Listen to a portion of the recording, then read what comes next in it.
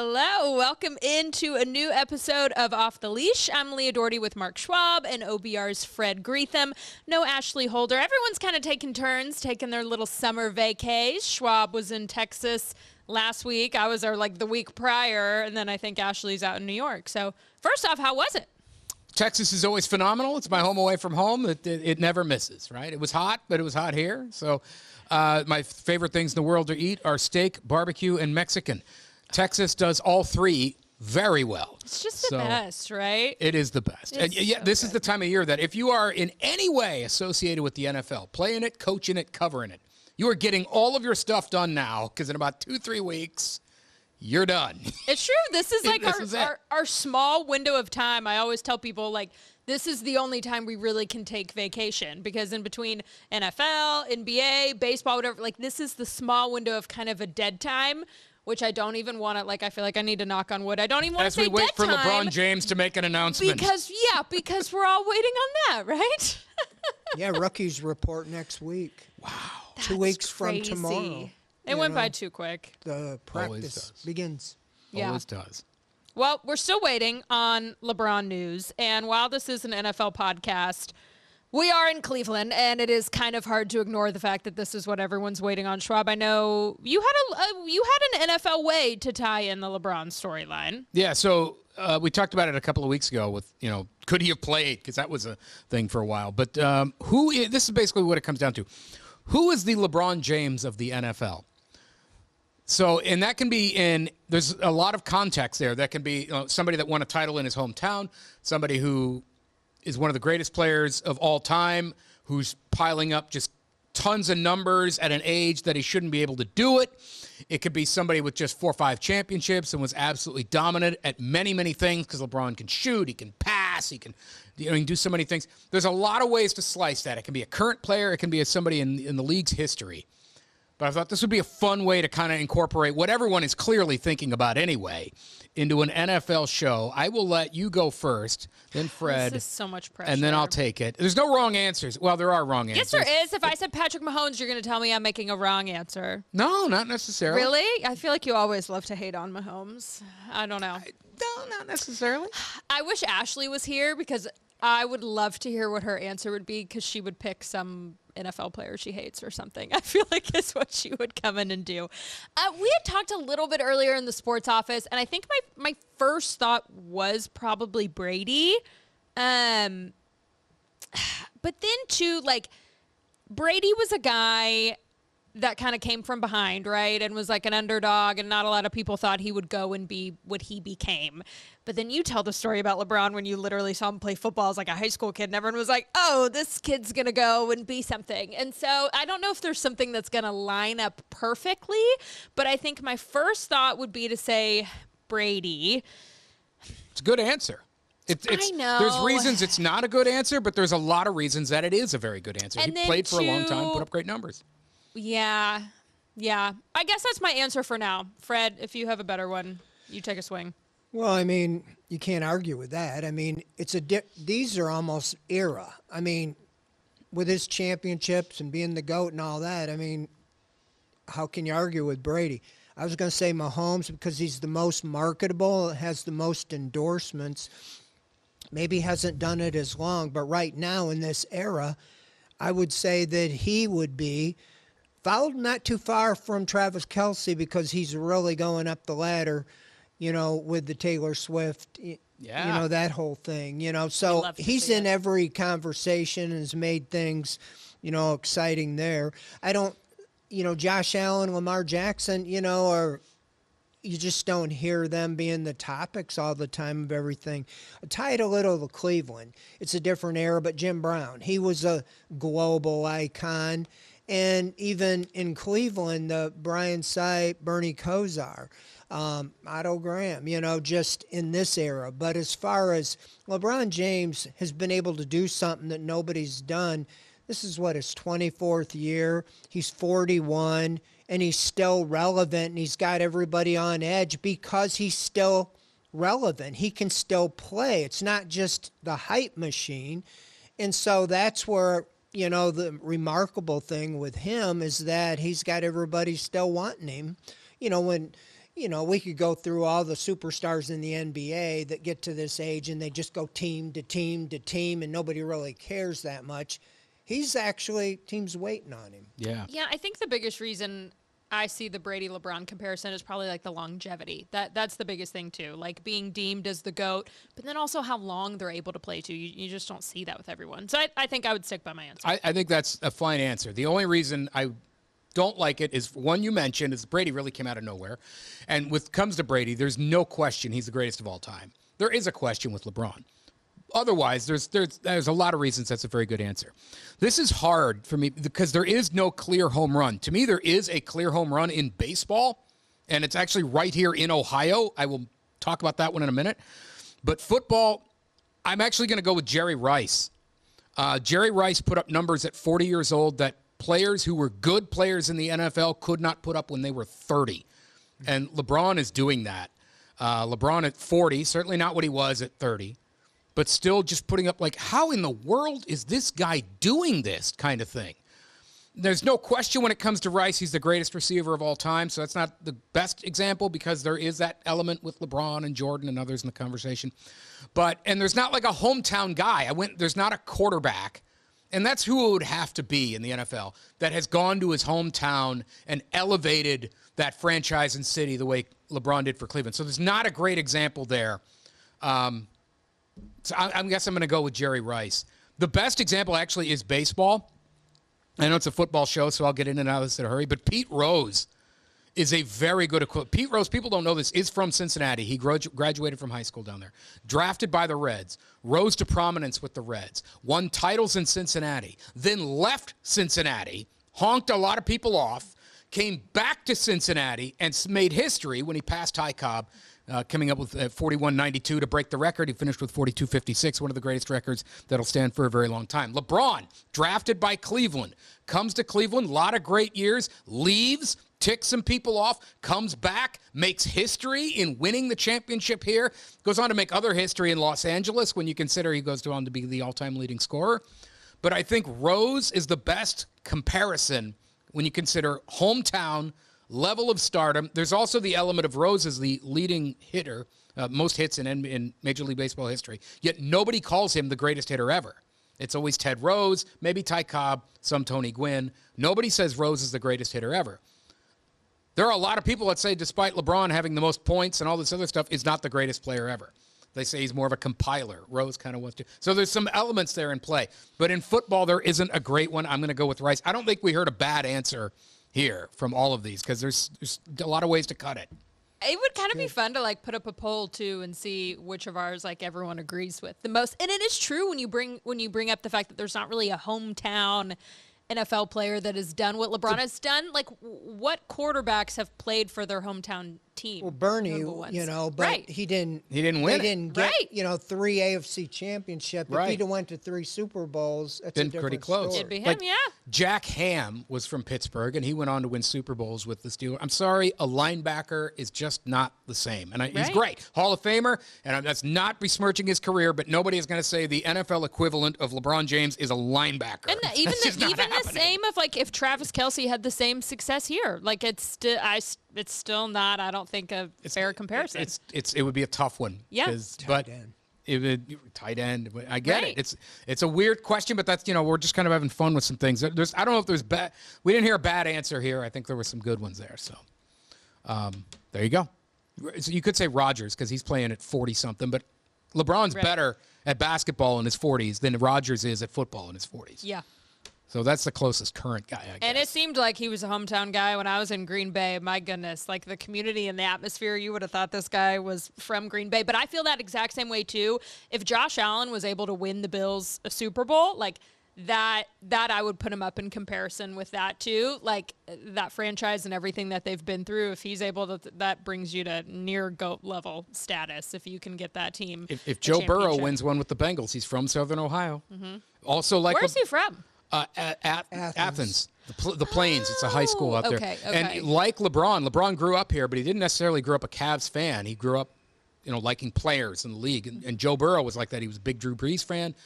He didn't dislike the Bengals, but they weren't like his team. but he's got to go win it before we can. If he does win it, that's a pretty good comp, elevating a franchise that people are like, that team is, yeah, LeBron did that for the Cavs. And if anyone can ever get the Browns to a Super Bowl, Oh, there will be the greatest of all time. If you think the 2016 championship parade was amazing, and it was 10 times with the Browns. I said that. 100%. Dude.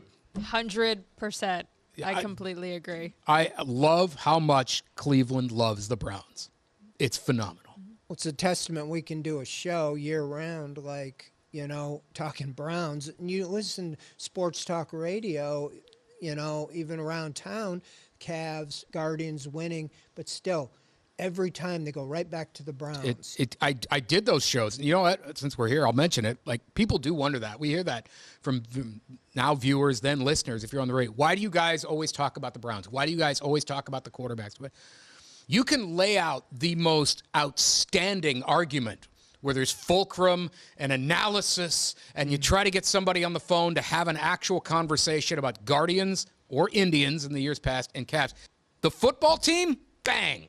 That's all people want to talk about. Whether it's now it's Shador and Deshaun, or in years past it was Couch Holcomb, or whatever the thing is. That's why there's so many sports talk radio shows always talking Browns. It always leads back there because that's what people will call about. Well, that's what you get clicks and views and stuff on. Like, we're doing it because that's what plays well. That's what play the hits. By the way, this whole who is the LeBron of the NFL, we've actually had this conversation before in the 19 News Sports Office. Our producer extraordinaire, Chris Delacies, had on Greg Swartz of Bleacher Report and asked him about this type of thing. Leah, he gave the exact same answer you did. I had a scout tell me years ago that, he didn't compare him to any other NBA player. He compared him to Tom Brady. That's who he said was, I think he's Tom Brady. He's a guy that could play well into his 40s. And, why are we just assuming that LeBron coming off an all-star season where he still looked like a really good player is going to be, done in 1 year? I think he could certainly play for a couple more years. All right, we're going to take a quick break. Coming up after this, we will have Mark Schwab's true-false question of the week.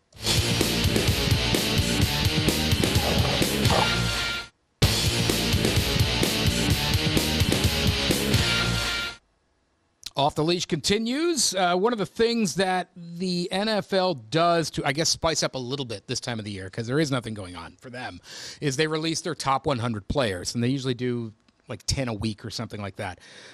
They're only up to 70-ish right now, but there's one Cleveland Brown in it. That is Carson Schwesinger.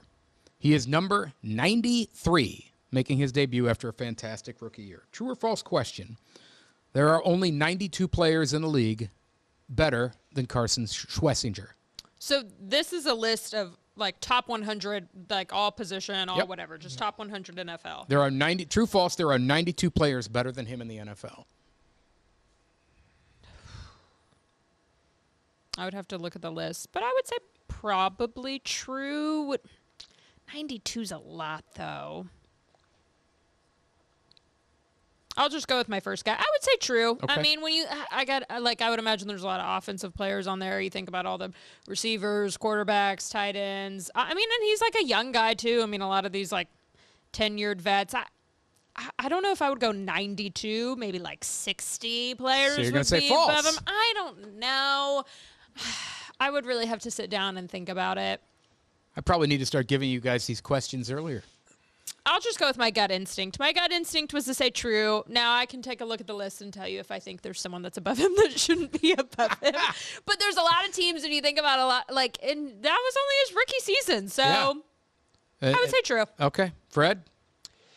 I'm going to say false, just because I think he's a very ascending player. I see why he's ranked where he is, because it is 1 year, but he was Defensive Rookie of the Year.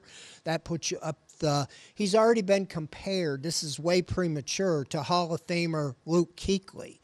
And he was in one of the things this week, had him as the third best off-ball linebacker. Now, again, I think you're anointing a little early, but that said, I do think he showed a lot as a rookie.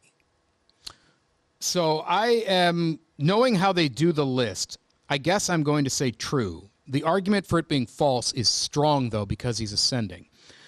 because there's two ways to slice this. Are there 92 players better than him? The other way to slice this is if you were holding a draft of all of the players in the NFL, would 92 players be picked ahead of him? And I know they don't do it that way. That's not the rankings, because I've seen this in year where Joe Burrow got hurt and didn't play a lot, and they ranked him as like 67th or somewhere way down there. Maybe it was the 30s, 40s. There's no way if you redrafted the league, he's going that late. So that's not how they look at this. They basically go off where he was last year. So I would say, because I know that's the way they do it, I guess I'll say true. It is really close. If you do the math, 92 players ahead of him, there's 32 teams in the league. That's roughly 3 players per team, better than Carson Schwesinger on every team. Some really good teams, that's easy. Some really bad ones, I don't know. I guess I'm going to go with true. That feels about right. But if you were redrafting the entire league of players, I don't know if 92 go ahead of him because of the ascending talent argument. And next year, he should be much higher than that. So I'll go true because I know the way they make the list. It's also the seniority thing. There's going to be people on this list that 6, 7-time Pro Bowler that now are really not that good anymore, but name recognition their name keeps brand them at the top. Yep.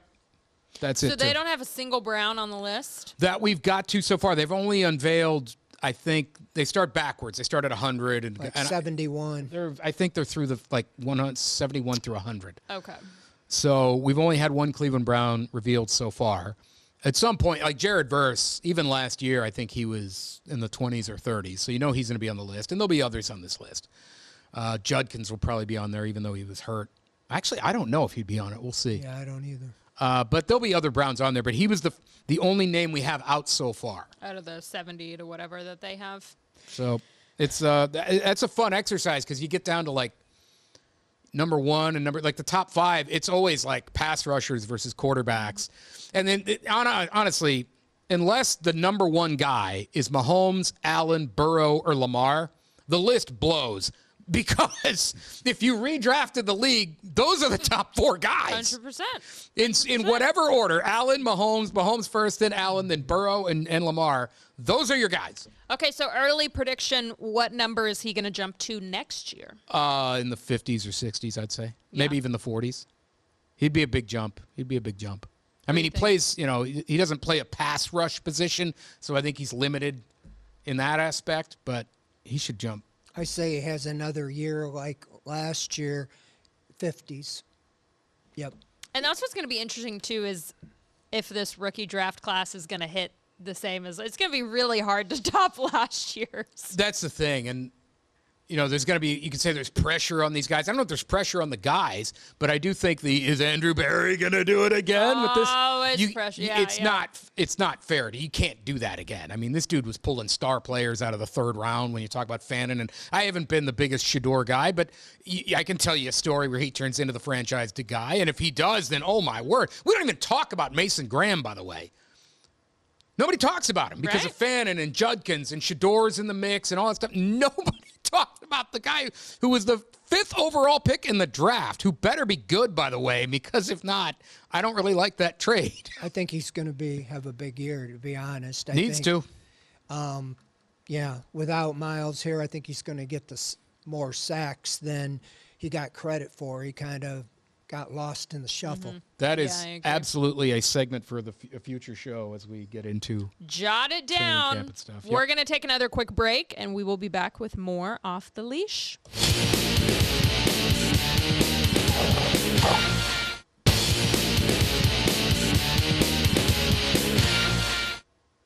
Off the Leash continues. Another action-packed off-season installment. And this is where you kind of get through some of this off-season stuff.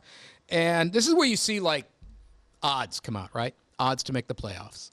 These always drive me nuts in baseball because I think the Guardians are always underrated. The Browns, I do believe, are underrated. I was considering this as a true-false question, but I think we all would have had the easy agreement of this is false. I can't believe they did. So this is Aaron Schatz of FTN Fantasy. We've had Aaron on some of our programs along the way as a football guy. I think he used to be with Football Outsiders or somebody like that, but now he's with FTN Fantasy. Fine. He has the Browns as the worst playoff odds in the NFL. Now that I could understand with that. I'm not going to say that's crazy. But when you compare it to the second worst, who is the New York Jets. And the Jets he's gotten twice as good of odds as the Browns. Now I have a problem. He gives the Browns a 6.4% chance of making the playoffs. Feels a little low to me, even though I don't particularly love some of the things they've done. The Jets at 13.1. I'm sorry. No, I was going to say, is this true false? If this is right, we all have said false. I got to believe. There is no way the Jets have 2+ times better chance of making the playoffs than the Cleveland Browns. Does he write like an explainer for why he made the choices he did? This is what I would like to know. He probably did. I didn't. Chris gave me this, Delices. I didn't see the explainer. Frankly, I don't need an explainer. Right? There is not a good enough. You cannot explain that away. No. Even with them getting rid of Myles Garrett. Come on. And the Jets are led by Geno Smith. I saw him last year. The Browns had 9 sacks against him. But I can't. The one thing, as far as making the playoffs, I don't think the Browns are going to be great. But look at the division. 3 of the 4 teams have new head coaches. You can't assume that the Steelers are going to be great or the Ravens are going to be great with a new first coach. I think the Bengals right now have the most stability and have the best chance. But if they have an injury to Burrow or something, you can't say the Browns couldn't back in with a 9-8 record in the division. Yeah. That's my thing. It's like last season, the division was wide open for the taking. And so they at least have a shot. I don't think like 6% feels a little small. No, that's not even to win the division. That's just to make the playoffs. I know, just to make the playoffs. But I'm saying, like, they at least have a shot to win their division. I feel like there's a better than 6% chance of them winning the division. Yes, exactly. So to only give 6% to even get into the playoffs feels crazy to me. I would give them higher than 6. I mean, I'm not going to say I'm going to pick them to win it, but if you're talking about 6%, and it's a whole bunch of what ifs, and like it seems easy. It's easier said than done. But with what they were added at O-line and receivers, and if we can just have a competent quarterback, I don't care who it is, like. I give them better than 6%. That means there's a chance. 6.4% means there is a 93.6% chance you're saying they won't make the playoffs. Like, they're not that bad. And I didn't even like their offseason a whole lot once they traded Myles. I like some of the other stuff. But 93.6, they don't make the playoffs. Just feels cruel. They I would have the understand. easiest schedule. I can understand a Browns fan saying that because we get it. You know, this fan base is just a beaten people. But a neutral observer saying there's a 93.6% chance they don't make the playoffs. Come on, that's at least say 90. Give them 10%. And the fact that the Jets have double that too is like, I would like to know where this guy's from. It feels personal. Like it feels extra. There's no way the Jets are twice as competent. Right. In this department. Right. What percentage do y'all give the Browns to make the playoffs? This will be our last thing. I'm going to say 15%. I think that feels right. I was going to say 10 to 15. Yeah. 15. I'll say 15. Anything can happen, with injuries and stuff like that and the schedule. We're far more optimistic than 6% over here. Take that, Aaron Schatz. We're given 10 to 16, 15, whatever, all the things. All right, thanks for tuning in for another episode of Off the Leash. I'm Leah Doherty for Mark Schwab, Fred Greetham, Ashley Holder. We miss you. We will see you same time next week.